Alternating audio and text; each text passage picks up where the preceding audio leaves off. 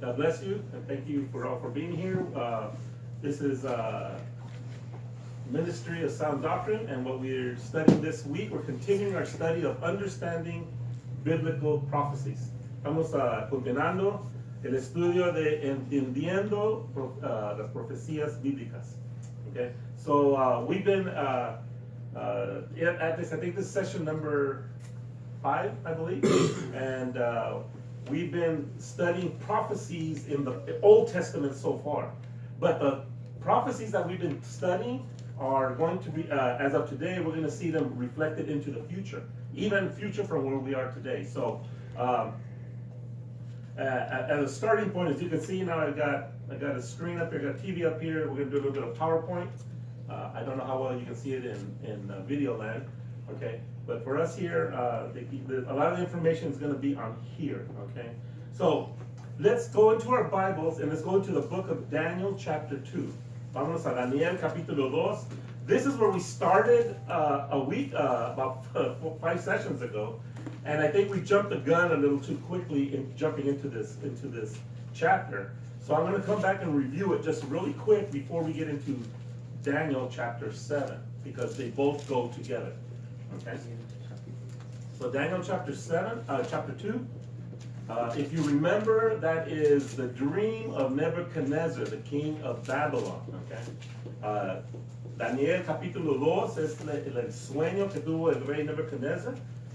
In the dream, God shows him, which Daniel interprets, shows us the coming kingdoms from his time all the way until the end of time. Okay? So, el sueño que tiene Nebuchadnezzar, Dios le revela que Daniel interpreta y le dice Dios le dice a Nebuchadnezzar todos los imperios que van a ser desde el tiempo de Babilonia hasta la segunda venida de Cristo. He sets out a timeline of the world history. Okay, pone la línea de la historia de todo el mundo.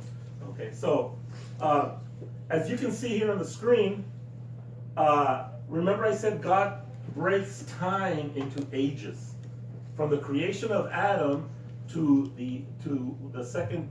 Christ's second coming. He's broken it up into these time frames. Okay, so just real quick, let's go through this. The first section of time was the creation to the time of Noah. And what happened in the time of Noah? The flood. Remember the flood and the ark? Okay, God destroys the world because of sin in the world. Okay, the second section, the second age is from Nimrod to Babel. Okay, or to the patriarchs, Nimrod all the way to the time of Abraham. Now, last week we studied Nimrod.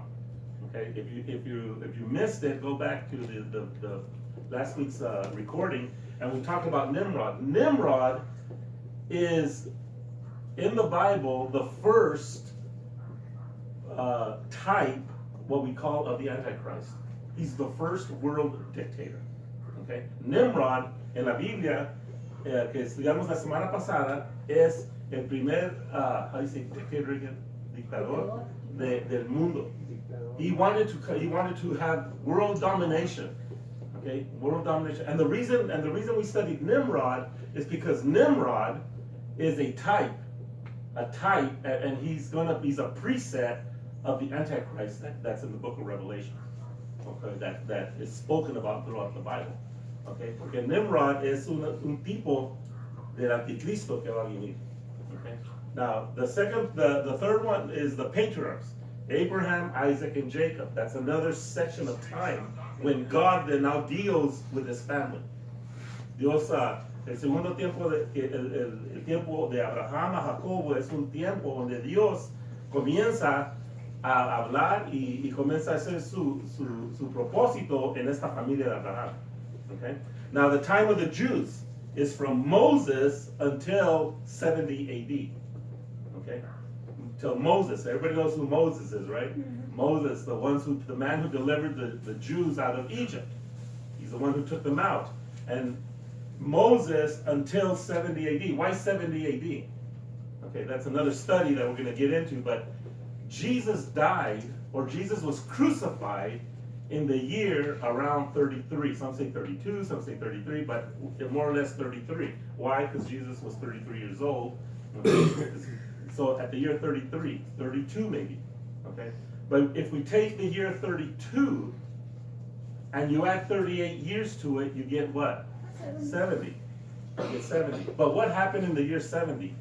In the year 70, it's important. If you want to know your Bible and know history, it's very important because we're going to study this a little later on in another work, is that in the year 70, the Romans came in to Jerusalem and destroyed the city and destroyed the temple and scattered the Jews all around the world. That's when that happened. And that is why there is no temple, Jewish temple, in Jerusalem today. That's why there's no Jewish temple. Okay? So en el año 70 es cuando vinieron los romanos y se pusieron sobre toda la ciudad de Jerusalén por meses y después entraron, destruyeron a Jerusalén y destruyeron el templo. Por eso, para este tiempo de hoy, no hay templo judío en Israel o en Jerusalén. That's why there's no temple.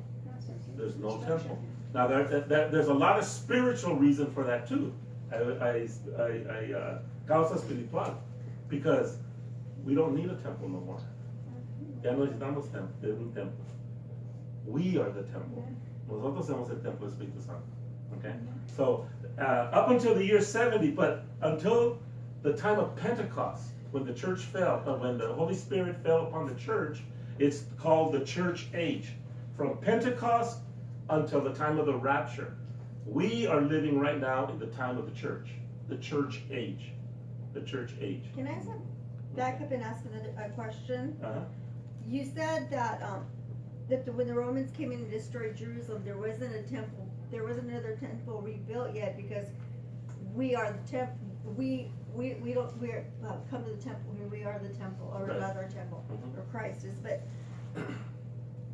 if it was destroyed by the Romans and the Jews don't believe that Jesus Christ came, then what made the decision for them not to build the temple? Okay, go ahead. The reason they built the temple because they weren't allowed to build the temple. By whom? The Romans. And since that time until 1948, Jerusalem, or that Judea or Palestine, whatever you want to call it, has been overrun by other countries, by other nations, other empires, and they have never allowed the Jews to rebuild the temple. But you got to think spiritual. It's really a mandate of God that there be no temple right now. And that's understood, but I was just saying just because of them. So like in 1948, there was, I know like now there's this big talk, they want the temple, it's going to get done, they're getting their land back. But even in 1948, there was no like person that was told, well, you can build the temple now, or were the Romans? No, Were the Romans still even in charge at that time? No. It all changed. Okay. This is and we'll get into this. Okay, as we get into future history of what's going on. Okay. In other words, it'll get answered more later. It'll get answered as we get further. Okay. Okay. But the main reason that the Jews have never built a temple is because they haven't been allowed to, either by the United Nations, by the countries that were controlling the area. Okay, you got to remember that. And now by the land. You got to remember that when in the year 70, when the Romans destroyed the temple and destroyed Jerusalem and they destroyed all that, they sent the Jews scattered throughout the world. The Romans got so were so ruthless that they didn't even allow Jews into Judea or into Jerusalem. They couldn't even go back home. Okay, and so that happened for 1,048 years until 1948 of the last century. Israel became a nation again. Up until that time, there was no state of Jerusalem. There was no country of Jerusalem up until that time. And that's a very prophetic timepiece that we are living in. Okay, because that is also prophesied in the Bible. But we'll get into that at a future date. Okay. Now, from Pentecost, if you want to read about Pentecost, it's Acts chapter 2. Acts chapter 2. That's where the Holy Spirit comes upon the believers, the apostles and the believers, and they are baptized by the Holy Spirit, and that's where the church is born. And we are living in that time right now. We're living in that time, which is the church age. Now, at the rapture, which could be in the next second to the future, we don't know. Okay, we don't know when the rapture is. But the rapture, after the rapture, is what you get, what we call the tribulation period of 7 years. 7 years of tribulation. Okay, we're going to learn about this as we go along. Okay, because it's a lot of it's so much information. It's ridiculous. Okay, but tribulation is 7 years. Those 7 years are not about the church. Those 7 years are for the Jewish people. God deals again with the Jewish people. Okay, when we get to Daniel chapter 9, we're gonna study that. Okay, we're gonna study the 70 weeks of Daniel. That's called.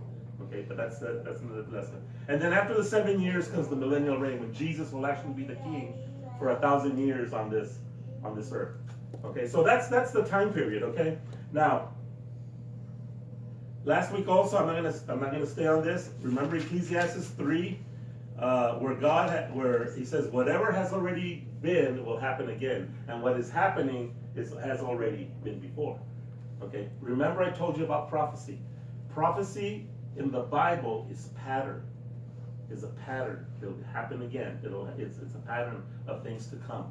Okay, something happens in the Old Testament. It's a pattern of something that's going to happen in the future. Okay, that's Ecclesiastes 3. I'm not going to go into that because it'll take another hour just on that one. All right. Now, so we didn't study Nebuchadnezzar's dream, Daniel chapter 2. Now let's go to Daniel chapter 2 now. Okay, Daniel chapter 2. Verses 31 through 45, Daniel capítulo 2, versículo 31 a 45 is the dream. Okay? And in verse 31, I'm not going to go through it all because I got to get to the other part. So go to verse 31, versículo 31. Nebuchadnezzar is the king of Babylon. Nebuchadnezzar has a dream, and he's frustrated, or he's troubled by it. Okay? Nebuchadnezzar tiene un sueño que Dios le enseña, y está molestado en su ser por lo que miró. And so he wants somebody to interpret it for him. Okay, he wants somebody to say, hey, I had a dream. Can you tell me what it was about? So then he calls all his people, all his magicians and soothsayers, all these people that are the occult, and he said, and they come up and he goes, okay, king, tell me the dream, and we'll tell you what it means. And Nebuchadnezzar says, no. You tell me what I dreamed. Okay, you tell me what I dreamed. Nebuchadnezzar les dice a los mágicos, dice, no te voy a decir el sueño. Tú dime lo que yo soñé. Así na yo sé que lo que me vas a decir es de verdad. That way I know that what you're going to tell me as interpretation is going to be true. You're just not going to fluff it up or tell me something to my ears. And they say, well, who can do that? Except the gods. Remember, they're in Babylon. Dice, pues, ¿quién puede hacer eso? Solamente los dioses. Acuérdense que están en Babilonia, por eso dicen eso. But then one of the men there says, hey, there's, the word goes out that Nebuchadnezzar is going to kill everybody who can't interpret the dream. Okay? So Nebuchadnezzar va a matar todos los del oculto porque no pueden interpretar el sueño. So then Daniel gets word of this. Daniel oye de esto y le dice, y va con sus amigos y dice, vamos a orar, let's have a prayer meeting. Vamos a orar. And that night, God reveals to Daniel what the dream was of Nebuchadnezzar. Y esa noche, Dios le da revelación a Daniel del sueño. So this is what, Daniel goes back to the king and says, okay, this is the dream. Okay, so Daniel va para atrás con Nebuchadnezzar y le dice, este es el sueño. So let's go to verse 31 of your Bibles of Daniel 2. It says, thou, O king, what you saw was a great image. The great image was brightness, was excellent, stood before thee, and the form thereof was terrible. The word terrible here in the King James means it was awesome. What you saw in your dream, it was awesome. It was great and big, and it was just great, awesome, okay? And then he says, what Nebuchadnezzar saw was a head, was a statue, like a body. Okay, he saw an image of a man, because then he starts talking about the head and shoulders and feet and all that stuff. So he saw this. And so verse 32 he says, the image head was of fine gold. His breast and his arms of silver, his belly and his thighs of brass, and his legs of iron, his feet part iron and part clay. So what he saw was this, he saw this statue, the head is gold, the chest and the arms are silver, the thighs, okay, are bronze, the legs are iron, and the feet is iron and clay. Every one of those things represents an empire that is going to come. Now for us, it's easy because we're looking back at history. Para nosotros es más fácil porque estamos mirando para atrás lo que ya pasó. In the time of Daniel, he's looking forward. En el tiempo de Daniel, está mirando adelante. Estos imperios todavía no han salido. These empires haven't happened yet except for Babylon. Solamente Babylonia. Okay? So he's giving it, so what God is telling Nebuchadnezzar, from this moment on, this is how the kingdoms are going to be in the world. De este momento, estos van a ser los gobiernos que van a estar encargados del mundo hasta el fin, hasta que venga Cristo otra vez. Okay? So, now, very quickly, let's go through this. The head of gold is who? Babylon. Okay? La cabeza de oro es Babylonia. And there's some of the dates on that. I don't know las fechas de 606 BC. The second is silver, is Persia and the Medial Persia Empire. Okay, that's the breast. Los pesos es de plata. That's right, plata, right? Silver. Los griegos, the Greeks, is bronze, el bronce. Okay, and the Romans is the iron. Roman is iron. And the feet is iron and clay. Okay? So iron and clay. So we see that. Now, let's go to verse 44 in chapter 2. Versículo 44 en todavía Daniel 2. Okay, and it says, in the days of these kings shall the God of heaven set up a kingdom which shall never be destroyed, and the kingdom shall not be left to another people, but it shall break in pieces and consume all these kingdoms, and it shall stand forever. Okay, now,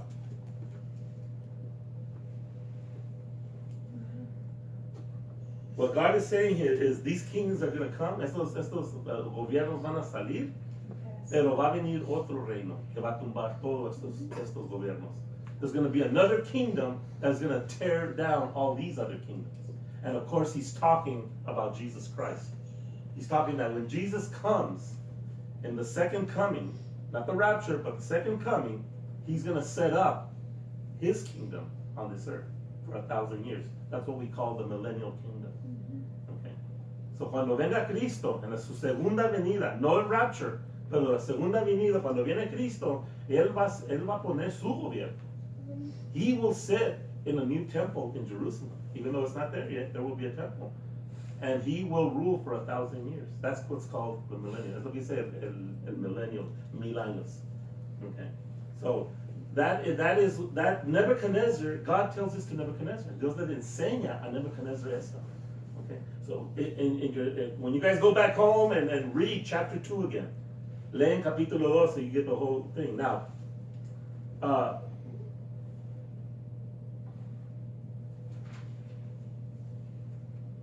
I want you to also understand that, look at it's gold, silver, brass, and iron. It starts with gold, it goes to silver, it goes to brass, and then iron. Comienza con oro, el oro, y después plata, y después bronce, y después fierro, el fierro. Okay? Did you notice that it starts from the most expensive metal to the cheapest metal? Comienza con el metal más caro, tiene más valor, has more value, is gold. And then it decreases in value as it goes down. But, look at this way. It starts, gold is a very soft metal. El oro es un metal muy suavecito, se puede moldar, se puede, you can melt it and all that. Silver is a little harder than gold. La plata es un poquito más duro que el oro. El bronce es más duro que la plata. Bronze is a harder metal than silver. When you get to iron, Iron is a very hard metal compared to all the other ones. You're gonna see, what does it mean? It means that the fierceness of the empires gets harder. They get harder and harder. ¿Qué quiere decir? Que los imperios que salen, los gobiernos de Babilonia, Persia, griegos, cuando ellos con los romanos, it's going to be a very hard kingdom. It's going to be a kingdom that's going to be tough. It's going to be very, very strong. Va a ser más fuerte. It's going to be a strong kingdom. Okay. So also that it shows it in, and we see it in history. Se mira en la historia de cómo eran los romanos. By the time you get to the Romans, the Roman Empire, they were ruthless and they were very strong, and they took more land than than any of the other empires. Okay, so that's just Daniel chapter 2. That's we went over that once. I just wanted to refresh ourselves with it. Okay, because Daniel chapter 7 is connected to Daniel chapter 2. Okay. Daniel capítulo 7 está conectado a Daniel capítulo 2, okay? So, let's, I'm going to jump ahead here because I didn't have a whole lot of time to put this together. All right, let's go to Daniel chapter 7. Daniel capítulo 7.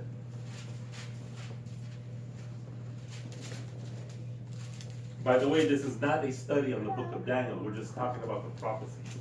Okay, este no es un estudio solamente del libro de Daniel. Eso no estamos viendo las profecías. We're only looking at the prophecy. Maybe one day we'll do a whole thing from the beginning to the end. Okay. If you study the book of Revelation, you have no choice but to get back into Daniel. Si estudias el libro de Apocalipsis, no tienes otra. Tienes que meterte al libro de Daniel porque se explica uno al otro. One tells the other. Okay. Let's go into Daniel chapter 7. And I'm just going to go ahead and read, okay?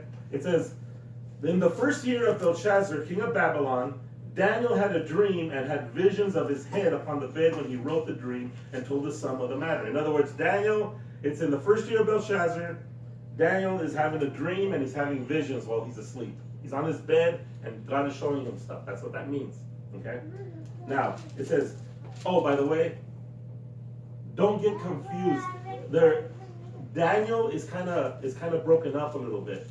Okay, the first four chapters are history. Okay, first four chapters are history.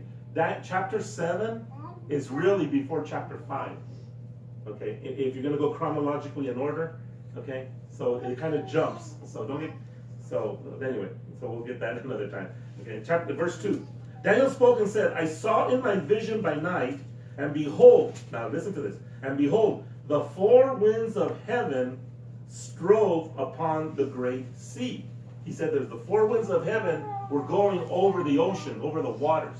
Okay, so he's seeing this. Okay, now what does the four winds mean? When you hear, cuando miran los cuatro vientos del mundo, the four winds of the earth, it means the whole earth. Quiere decir todo el mundo. And also anything under the heavens. Todo lo que está bajo de los cielos. So we're talking something worldwide here. It's not just something in Babylon. It's not, this is going to affect the whole world. Okay, va a afectar todo el mundo. Another thing you learn when you do Bible study is when you see the four winds of heaven or the four corners of the earth, which means the same thing, it means something's about to happen. It means something's coming. Okay? Cuando uno lee los cuatro vientos del mundo o las cuatro esquinas del mundo en la Biblia, siempre es que algo va a pasar, algo va a suceder. Okay? Now, what are the four corners of the earth? Very simple. North, east, south. Okay? North, south, east, and west. That's the four corners of the earth. It's everywhere. Okay? So that's what that means. Okay, verse 3. Okay, now he's going to talk about what he saw in his dream. How many of you ever have dreams of monsters? Huh? You know? No dreams of monsters? How about dreams of falling? How about dreams of flying? No? How about dreams of trying to run and you can't run? And you're stuck and or something happens. Or how about when you're having a dream and all of a sudden like something's going to happen and you're woken up by the alarm? They're like perfect timing, you know? It's amazing how that works, right? Okay, so here verse 3. And here's what he saw. He says, and four great beasts or animals, came up from the sea, different from one another. Okay? Let's get going. The first was like a lion and had eagle's wings. I beheld till the wings were plucked off, and it was lifted up from the earth and made to stand upon the feet as a man, and a man's heart was given to it. Okay, so the first animal he sees is a lion. It's got wings, but they plucked the wings off. They plucked the feathers off the wings. That's what he's seeing in his vision, okay? Remember, dreams are crazy. Okay? And it also says that he was given a man's heart. We'll explain that in a second. Let's go to verse 5. Verse 5. And behold, another animal, or another beast, a second, like to a bear. And it raised itself up on one side, and it had 3 ribs in its mouth of it between its teeth. And they said thus unto it, arise and devour much flesh. So the second animal he sees is a bear. And he says the bear gets up and kind of on his side, and he has 3 ribs in his mouth. And the word of God said, the voice says, eat a lot of flesh. Eat. In other words, take over a lot of land. Okay? Verse 6. After this I beheld, and lo, another like a leopard, which had upon it the back of it 4 wings of a fowl, and the beast had also 4 heads, and dominion was given to it. Okay, so the fourth animal, he saw a leopard. You guys ever watch the Animal Channel? Watch a leopard? How fast does a leopard run? They're fast. They're fast, okay? And they're swift. I mean, you know, it looks like they're flying when they're running so fast. Okay? So that's verse 5. So son 3 animales que ha mirado Daniel. Primero era un león, el segundo era un oso, y el último era un leopard. Yo no sé cómo se dice en español. Leopardo. Leopardo. Un leopardo? Okay. Leopard, okay? Leopardo. It's a cat. Okay, a cat. Only this cat had 4 wings on its back. Tiene cuatro alas atrás en su espalda y tiene 4 cabezas.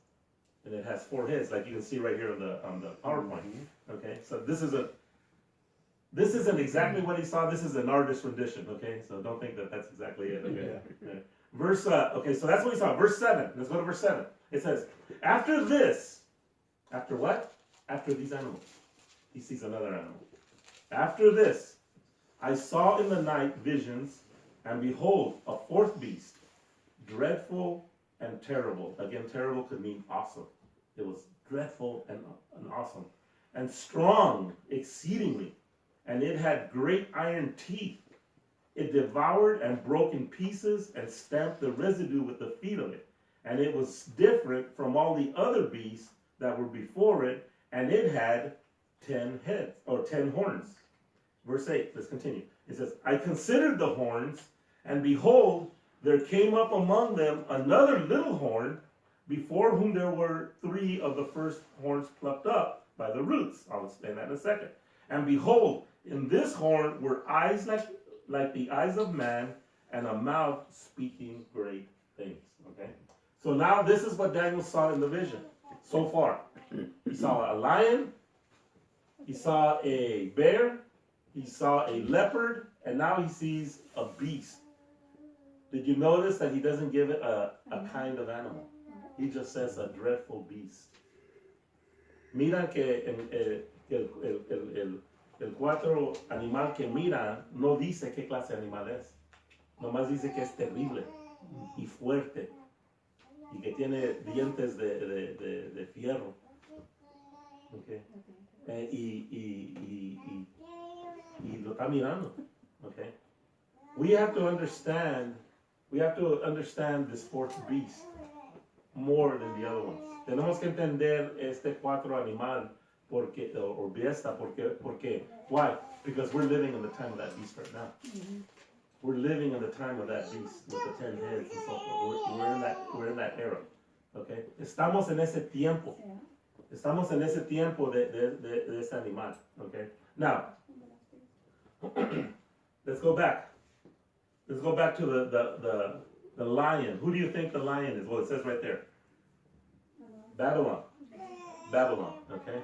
Now, I want to see how I did this here. Okay, the first one, I don't know if you can read it there. It was like a lion had eagle's wings. The wings were plucked. It's lifted up from the earth, and a man's heart is given. Okay. So es un león, tiene las alas, tiene alas como un águila. Las alas después se le quitan las plumas. Y después es levantado del mundo y dice que se le da un corazón de un hombre. Okay. So we see here. Okay, so who is the lion? It's Babylon. Who is the king of Babylon? Nebuchadnezzar. Okay, Nebuchadnezzar. Now, Nebuchadnezzar, it says like eagle's wings. Let's go to Ezekiel 17:3. Let's learn to use our Bibles here. Okay, this is where I do the homework, and you just follow along. Okay, but this is the kind of homework that you need to start learning to do, where you go to find other stuff in the Bible. Okay. Okay. Ezekiel 17, verse 3. Ezequiel capítulo 17, versículo 3. Okay, Ezekiel is right before Daniel. Right before Daniel. Okay, Ezequiel es nomás está el libro antes de Daniel. Okay, and look what he's saying here. Ezekiel is prophesying. He says, "Thus says the Lord God, a great eagle with great wings, long-winded, full of feathers, which had divers colors, came unto Lebanon and took the highest branch of the cedar." Okay, he's prophesying about Babylon. Aquí Ezequiel está dando profecía de Babilonia, and here he's using that idiom of what? An eagle. Lo está comparando como una águila. Okay, now.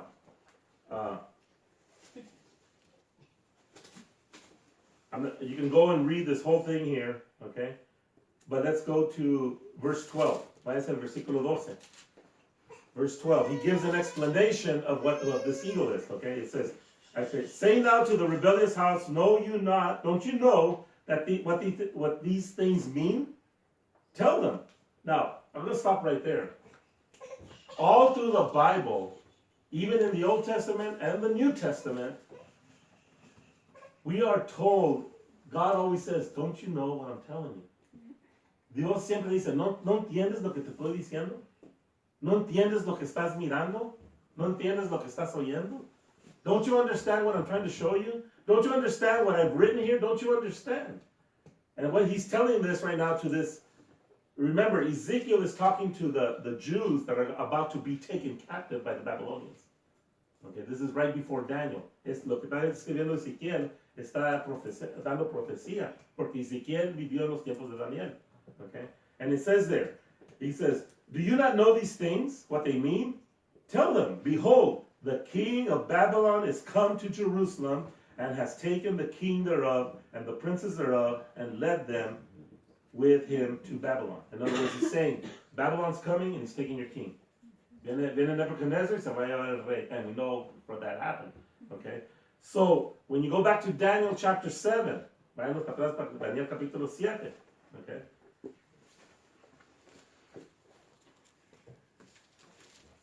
Nebuchadnezzar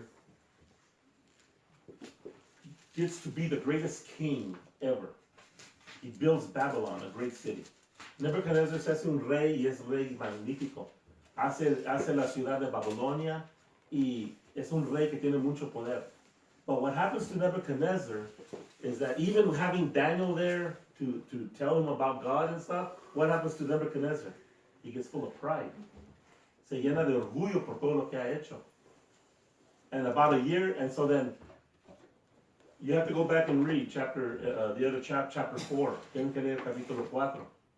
In that chapter, it says that Nebuchadnezzar was one day walking on top of the roof of Babylon. He was walking along the walls of Babylon. Estaba caminando Nebuchadnezzar un día en arriba del techo del castillo que hizo, of where he was living. And he's talking to a friend. He está hablando. Y dice, "Look at this great Babylon. Mira Babilonia.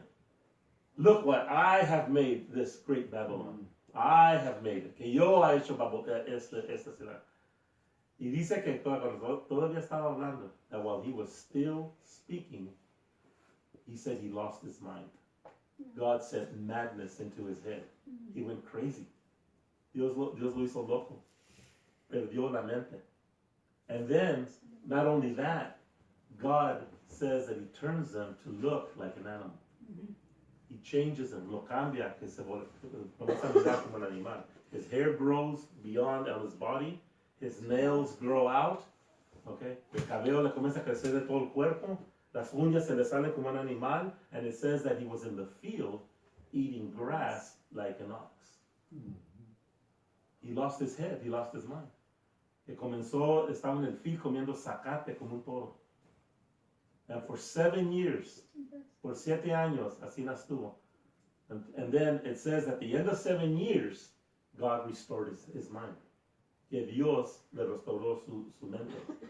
And he regained his power back. Y agarró la posición del rey otra vez. That's why you read, let's go back to verse 4. Versículo 4, it says, and it was lifted up from the earth and made stand upon the feet as a man, and a man's heart was given to him.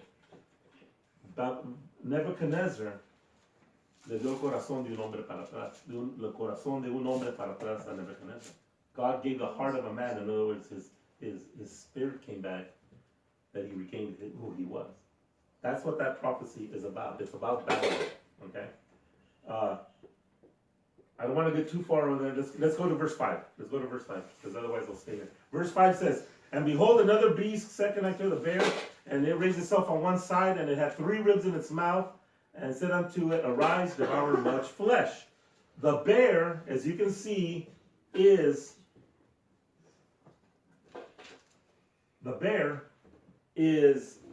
the Persians.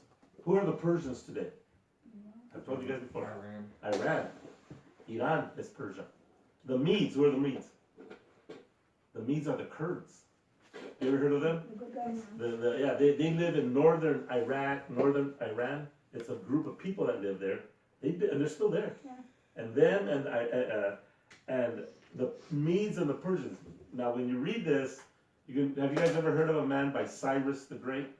Cyrus the Great was the king of Persia, okay? And he was a mixture. He was half Mede and he was half Persian, and he's the one that took over, okay? Now, what a bear? Now, what does it say here?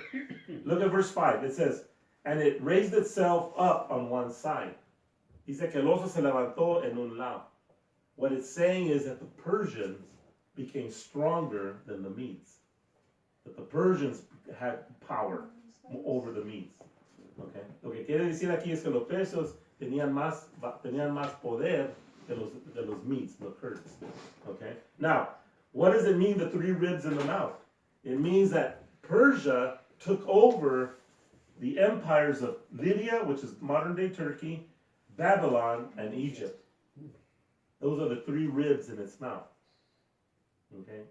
Cuando estás leyendo eso, miras que el oso tiene 3 costillas en su boca.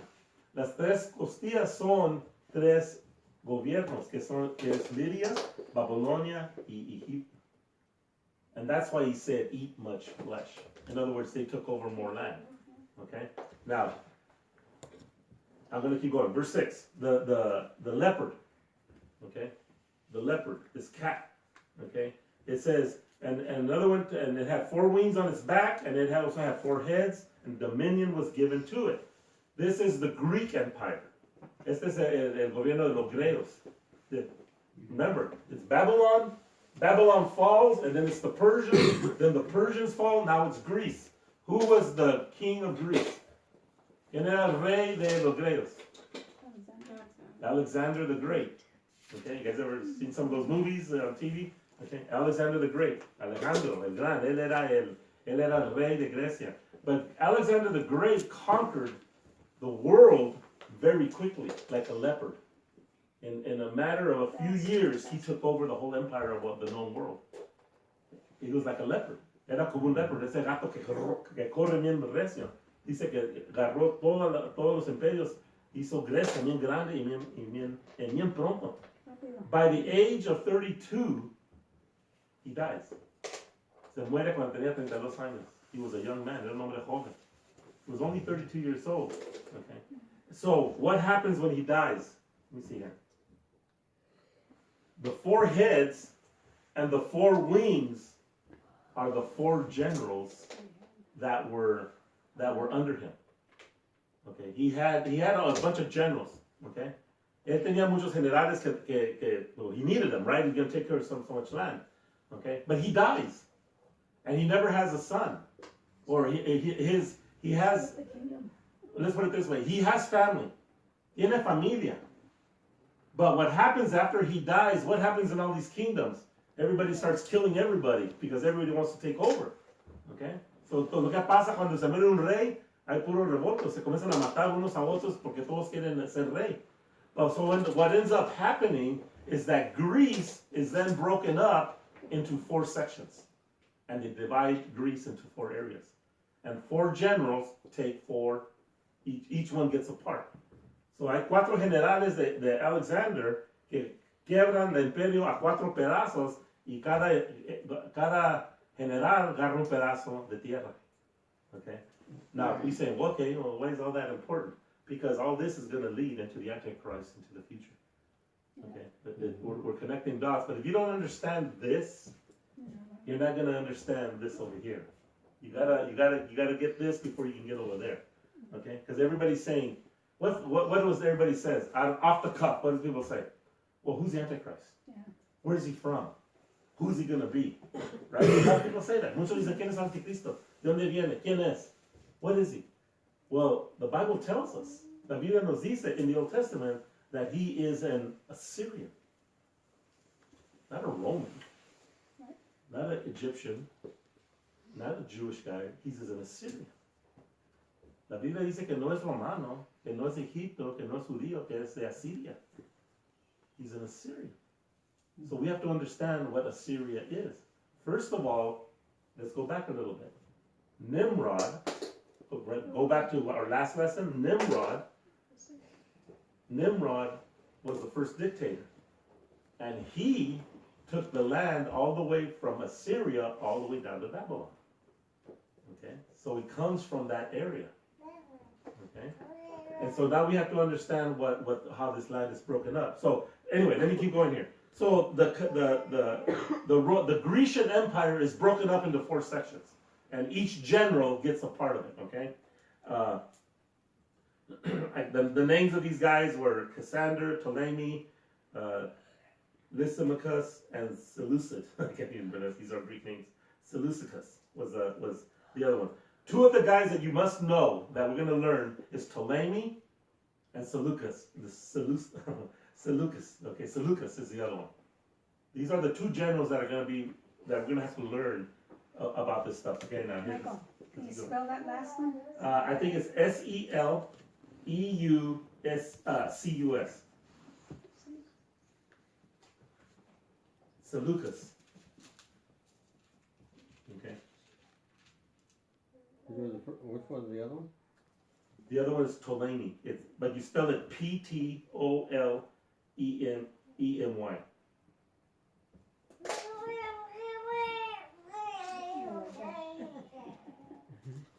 will you tell them? Okay, let's go back here a little bit, so you guys get an idea of what I'm talking about here.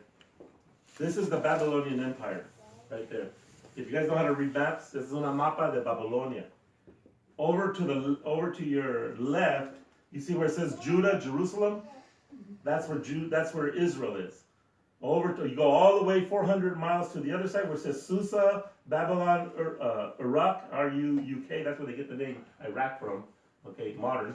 All that was Babylon. Okay, that was the Babylonian Empire. See where you see Babylonia? And then what's north of it? Assyria. Okay. Nimrod was what he developed cities from Assyria. See where it says Nineveh? All the way south to Babylon, to Susa, all that area is where Nimrod was in control of. Okay, that's where Nimrod was. Okay, but now you go in the future to the time of Nebuchadnezzar. Okay, at the time of Daniel, this is the empire right here. This is the land that the Babylonians took over. Okay, esta es la tierra que Babilonia estaba en control. Okay? So that's the Babylonian Empire. Okay, maybe you can see there's another one there. Okay, you can see Israel there, you can see where Egypt is, and so forth. Okay, now the Mede Empire is bigger. The Mede Empire is bigger. El imperio de los Persios es más grande. Agarraron más tierra. It's kind of hard to see there. There's another one. That's the Greek Empire. You see where it says Mediterranean Sea? To the left? Okay? And then you go right, and see that blue line where it ends, where it says Elam? Middle? Yeah, right in the middle there. Okay, they still continued all the way to the right. All the way into Persia, all the way what's Iran today, and close to India. Okay, that's how far across, and they also went all the way into Egypt. And if you keep looking left, you'll see that he goes into Greece. That's the Persians. Son los Persios, agarraron bastante tierra. What did the prophecy say? Eat much flesh. Comen mucha carne. ¿Qué es? Iban a comer más tierra. Y era más grande, el imperio de los Persios era más grande que Babilonia. The Persian Empire was bigger than the Babylonian Empire. Okay? So, when you read the book of Daniel, look right there where it says Elam. Right there above it says Susa, S-U-S-A. Okay, that is where Daniel was a governor of that province there. Yeah, that's where he was. Okay, and it says it here in the Bible. Okay, now here's the Greek Empire. Look how much bigger that is. Look how big that is. Okay, este es el imperio this is under Alexander the Great. Esta es la tierra de Alejandro, say the Great. Okay, you can see how much more it is. Todavía es más grande todavía. It's still he took over more land. Okay. You guys ever see that movie 300 about the Greeks and the Persians? I mean, it's a movie called 300. Okay, it came out a while back. It's a story about how the Persians and the Greeks fought. Okay, under the king Xerxes. Okay, so there's a lot of things there. Now that's the Greek Empire. Here's what happens when Alexander the Great dies. This is how they split up the land. Okay. Okay. Here's the empire all in one piece. Okay. Esta es la tierra en un pedazo. Cuando está Alexander vivo. When Alexander's alive, this is the way it's all one piece. Alexander dies, and they break it up into pieces, into 4. Each general, Ptolemy, Seleucus, Cassander, and I can't even pronounce that other word. Lysimachus, I guess you might say it. Lysimachus takes there. Now, if you don't know what this is, if you have a hard time reading maps, Cassander takes Macedonia, which is Greece and the northern part of Greece. Okay? Lysimachus, or how do I say that? Lysimachus, he takes basically what is now Turkey today. That's Turkey. Okay, and then Ptolemy takes, down here on the bottom, the purple, that's Egypt. Okay? And Seleucus takes the rest. Seleucus takes a big chunk of it. Okay? Seleucus takes a big chunk of it. Okay? So estos 4 generales quiebran el imperio del griego a cada pedazo. That's why when you read Daniel, he says what? What does the leopard have on its back? 4 wings. And how many heads? 4. Because he's giving a prophecy that the Greece is going to break up into 4 heads. 4 heads are going to take over. 4 generals are going to take over, and that's the prophecy. Here's what's amazing is Daniel lived almost 200 years before this happened. Okay, Daniel vivió 200 años antes que esto pasara. Okay, so that's prophecy. Okay, he wouldn't have known. Él no iba a saber. Okay, so okay, now let's how much time do I got? 5 minutes. And I'm not even halfway either. Okay.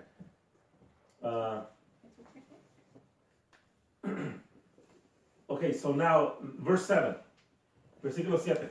It says, after this I saw a night vision, behold, the fourth beast, dreadful and terrible, strong. It had great iron teeth, devoured, it broke everything into pieces, stamped the visitor with its feet, and it was different from all the other animals that were before it, and it had 10 horns. I considered the horns, and behold, there came up among them another little horn, before whom there were 3 of the first horns plucked up by the roots. And behold, in this horn were eyes like the eyes of a man, and a mouth speaking great things. Now, when you read that in the King James, it's blah, blah, blah, blah, blah, blah, blah, blah, blah, blah, and horns and heads and and it's confusing, right? Okay? It's a little confusing. But here's what it's saying.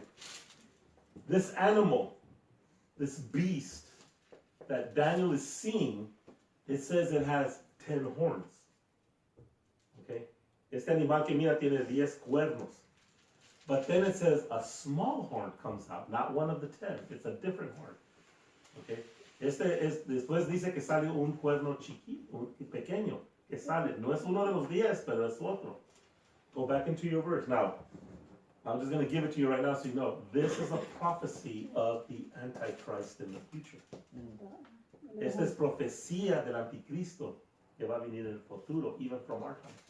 Future even from our time. Okay? So let's go back to this. So if you want to, if of all this, this is the part you want to know. Because everything else has been history already. This here is prophecy in the future. Okay? Porque todo lo que hemos leído hasta ahorita, de Babilonia, los Persios, de Grecia, es ya pasado. Pero versículos 8 y 9 es futuro. That's future. Okay? So he sees this beast with the 10, and then a small horn comes out. And then it says, before whom there were 3 of the first horns plucked up by the roots. In other words, it says the 10 horns that came out, 3 of the horns are pulled out. De los 10 cuernos que salen, dice que 3 los sacan. They're taken out. Okay? And you got this little horn that's coming up, okay? And this little horn is given the eyes like a man and a mouth speaking great words. Okay. Este cuerno que es chiquito dice que le dan ojos como un hombre y que habla con unas palabras bien grandes. Okay. That little horn is the Antichrist. Ese cuerno chiquito es el Anticristo. How do we know that? Okay. Because when you go to the book of Revelation, cuando vas al libro de Apocalipsis, it tells you, it shows us this beast again with the 10 horns. Otra vez nos enseña este animal, esta bestia que tiene los 10 cuernos. And it tells us in Revelation that these 3 nations there's 3 governments that will be knocked down. Okay? So Daniel is now giving us prophecy of the future. Okay? But Daniel está dando profecía del futuro. Okay? Now, I'm not going to get all into that because next week Daniel, the angel, explains to Daniel what all these are. Okay. Okay. I'm already giving you some of it. Okay. La semana que viene, el ángel, cuando lees el resto de 7, when you read the rest of 7, the angel explains to Daniel what all this is. Okay. El ángel explica a Daniel qué es estos bestias, qué son estos animales, qué es el cuerno. He tells him all that. Okay, he explains it to Daniel. Okay, now, how much time I got here? Okay, let's see if I can finish this off. Let's go to verse 9. Okay, so Daniel, remember, Daniel is in his bed. Daniel está en su cama, and he's having these visions. Está teniendo estas visiones, and he's having these visions of all these animals, de estos animales. Okay, now he sees something different. Ahora va a mirar algo diferente. It says, I beheld till the thrones were cast down, and the Ancient of Days did sit, whose garment was white as snow, and the hair of his head was like pure wool. His throne was like the fiery flame, and his wheels as burning fire. Daniel is now getting a vision of Jesus Christ. He's getting a vision of God. Aquí Daniel está agarrando una visión de Jesucristo. Okay, that Ancient of Days is a title of God. Okay, so let's go to verse 10. And it says here, a fiery stream issued and came forth from before him. thousands ministered unto him, and 10,000 times 10,000 stood before him. The judgment was set, and the books were opened. Daniel is getting a vision way into the future of after the millennial kingdom. Judgment Day. Yeah. The second judgment. Okay. Aquí Daniel ya está agarrando una visión bien en el futuro, después de los 1000 años de Cristo, que tiene su reino, va a haber la gran justicia, judgment. Va a venir la justicia de Cristo, where everyone is going to get judged. All those that are found in hell, all those that did not follow God will be judged there. And now, why? How do we know? Because it says the books were open. Porque dice los libros estaban abiertos. Okay? So, with that, let's go to Book of Revelation, just so you don't think I'm giving you something else, all right? Just so you don't think I'm lying to you. Let the Bible speak for itself. Deja la Biblia que se explique el mismo. Okay? Go to Revelation 1. Keep your hand on Daniel. Pongan su mano en Daniel, lo que estamos leyendo. 7, 9, 7, 10. Chapter 7, 9, and 10. Keep your hand there. Pongan su mano aquí en Daniel, no se vayan. Okay? Go to Revelation, chapter 1. Apocalipsis capítulo 1. Let's go to verse 13 through 15. Versículos 13 a 15. Okay? Revelation chapter 1, verses 13 through 15 says this. And John is in the spirit and he's having a vision of Jesus Christ. Aquí Juan está teniendo una visión.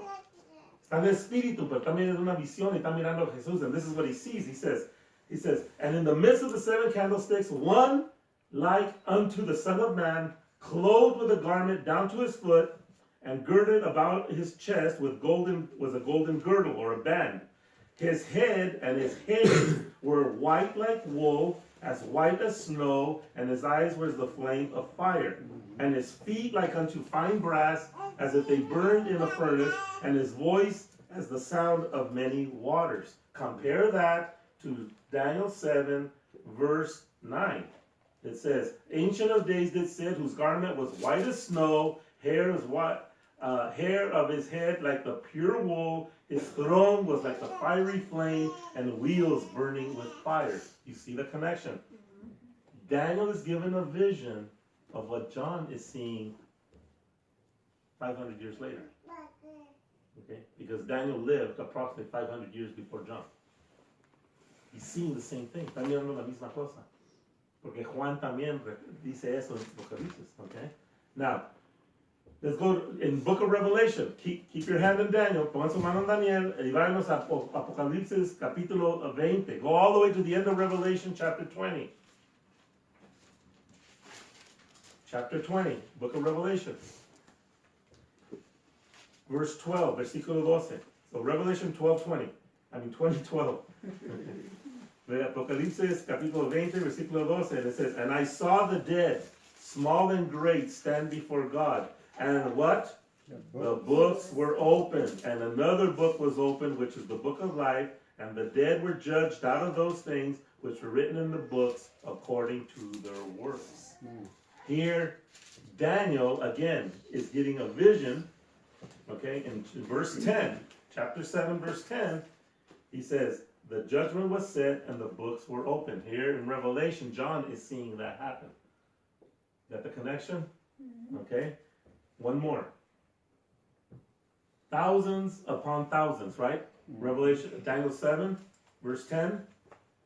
Before him, thousands ministered unto him, and 10,000 times 10,000 stood before him. Let's go to Revelation, chapter 5, verse 11. Libro de Apocalipsis, capítulo 5, versículo 11. It says, And I beheld, and I heard the voice of many angels round about the throne, and the beast, and the elders, and the number of them was 10,000 times 10,000, and thousands of thousands. Okay, so ahí miramos en capítulo 5, versículo 11 de Apocalipsis, donde dice Juan que miró miles y miles sobre miles de ángeles ministrando sobre Dios. Y aquí estamos mirando en Daniel 7:10, aquí él también mira lo mismo. He also sees the same. Okay? So we see this ancient of days, okay? I'm going to take only 5 more minutes and we'll be done, I promise. Okay? Let's go to verse 13 in Daniel. Daniel capítulo 7, versículo 13. I'm going to jump ahead. Daniel 7, verse 13. Okay? It says, I saw in the night visions, and behold, this is a key verse for New Testament. Este es un versículo que es clave para el Nuevo Testamento. Okay? It's important that you get this one. It says, I saw in the night visions, again he's saying something, and behold, one like the son of who? Man. Came with the clouds of heaven and came to the Ancient of Days, and they brought him near before him. Aquí dice, yo miré el Hijo del Hombre viniendo en las nubes del cielo, viniendo. Jesus on the clouds of heaven. He's seeing the Ancient of Days. He's seeing Christ on the clouds of heaven. Daniel saw this. Okay, Daniel miró esto. Because we'll get into this next week. Because it is Jesus that's going to knock down all the nations, all these other nations. Babylonia, Persia, Greece, Rome, all the remnants of that, he's going to wipe away. That's what Jesus is going to do. Porque Cristo, cuando Él venga, va a destruir todas las naciones. Believe it or not, we are still influenced by Babylon, by the Persian, by the Greek, and the Roman empires to this day. A lot of things that we do, a lot of things that we celebrate, a lot of things that happen are still founded on those ancient cultures. Todavía. Estamos, how do you say influence in Spanish? Influencidos. Estamos influenciados de Babilonia, de los persios, de griegos y los romanos hasta este día. Celebraciones que hacemos tienen raíces en esas culturas. Many of the things that we do have roots still in those cultures. Okay? A lot of things. Okay? But Jesus, when he comes, is going to wipe all that away. Cuando viene Cristo, va a quitar todo eso. All that's going to go away. Any of those remnants. Now, go to Matthew chapter 24. Mateo 24. I got 2 more verses and I'm done. Mateo 24. Matthew 24:30, Mateo 24:30. I didn't want to just give you a message on history without talking about the gospel. Okay, no quiero nomás enseñar una clase de historia y de profecía, sino hablar del evangelio. We'll talk about the gospel, okay? It's important, okay? Because it's all connected. Está todo conectado, okay? Matthew 24:30 says what? It says, Jesus, this is the story where Jesus has been arrested. Jesús ha sido arrestaron a Cristo, and he's before the Sanhedrin or the priest, tan frente de los sacerdotes del templo. Okay, he's before the temple. He's before the high priest. He's before Caiaphas and Annas. Okay, está frente de sacerdotes, sumos sacerdotes del tiempo. He's arrested. He's about to be crucified. Lo van a crucificar. Okay, but this is right before that. They bring him to trial. Lo traen a la corte. Okay, verse 30. Okay, but first, and this is Jesus. Jump ahead. This is Jesus giving prophecy of the future. Este es Cristo dando profecía del futuro. It says, and then shall appear what? The sign of the Son of Man in heaven, and then shall all the tribes of the earth mourn, and they shall see the Son of Man, what? Coming in the clouds of heaven with power and great glory. Aquí él está hablando que cuando él venga, él va a cumplir la profecía de Daniel in chapter 7. Okay? Cristo va a cumplir, Jesus is going to fulfill the prophecy of Daniel in chapter 7, saying that he saw the Son of Man coming on the clouds of heaven. And here's the last one, Matthew 26. Just go a couple pages in the forward. Mateo 26, verse 63. I know it's a lot of information, okay? Yo sé que es bastante información. Okay. Verse 63 says, now he's in front of the priest. He's being tried. Aquí está en corte, ¿verdad? Lo tienen en corte aquí, Jesús. And it says, and Jesus held his peace, and the high priest answered and said unto him, I command you by the living God that you tell us whether you are the Christ, the Son of God.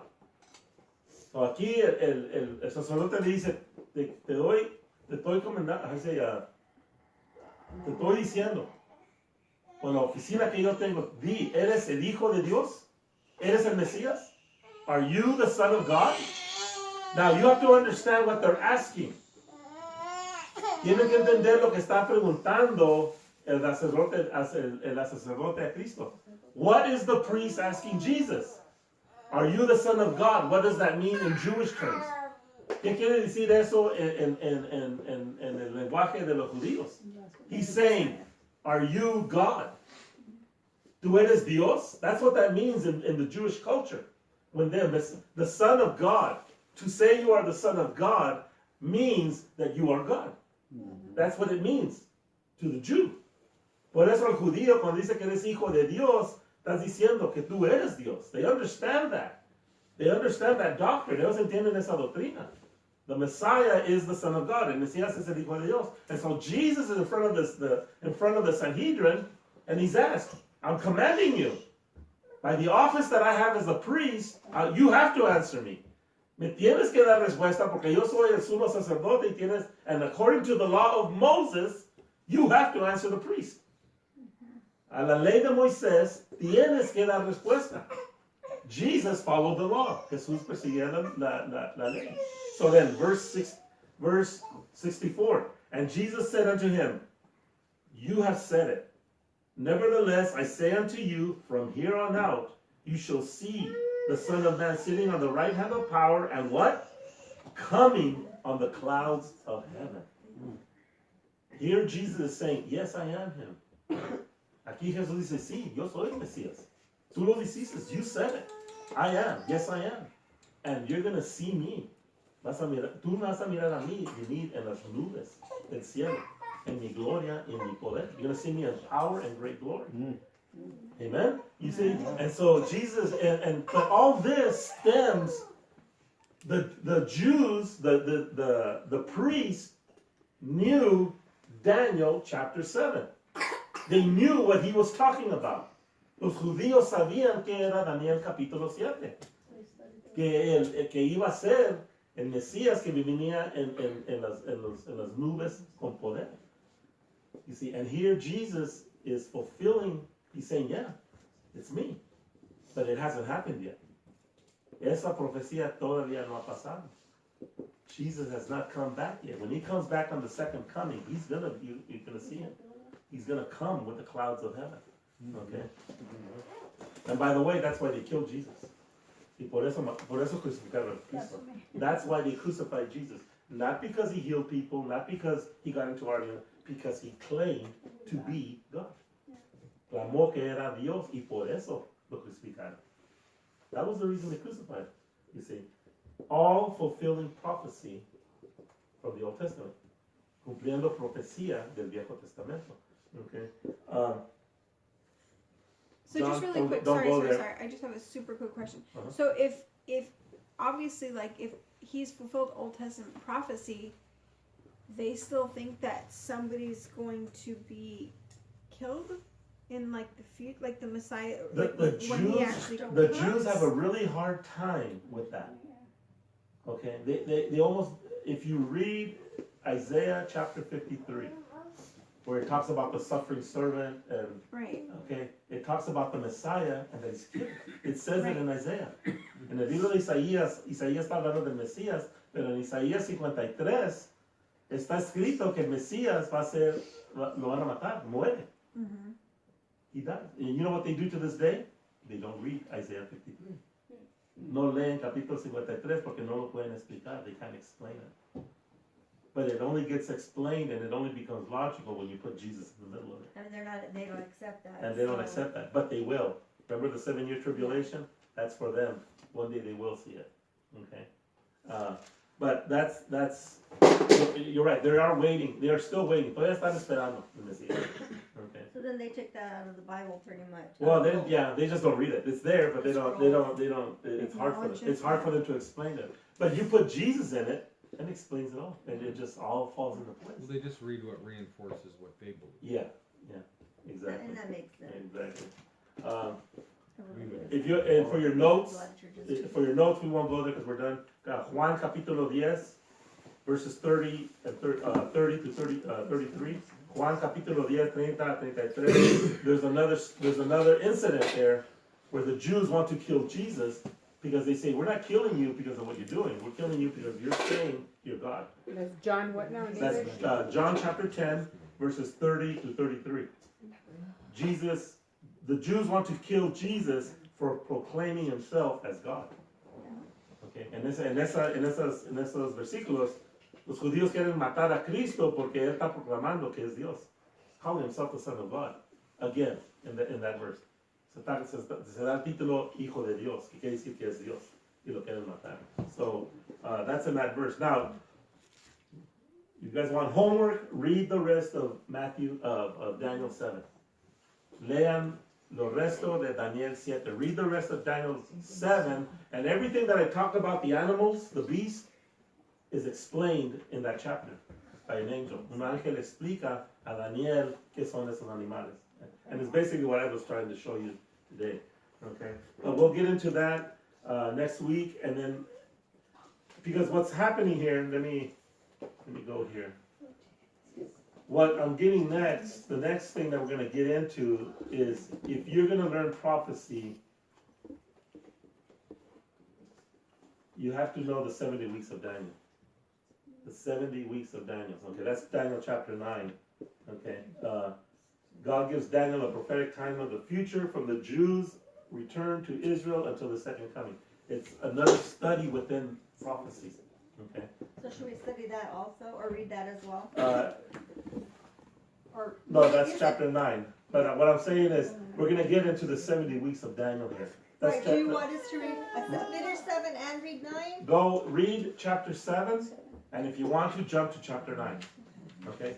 Si quieren leer, leen el resto del capítulo 7 y después brínquense al capítulo 9. Okay? Chapter 9 is one of those chapters in the Bible that's a pivot point. I mean, you learn that chapter, you got the rest of the prophecy pretty down under. Okay? Porque si aprendes capítulo 9 de Daniel, puedes entender el resto de profecía, even into Revelation, hasta Apocalipsis, even all the way into that.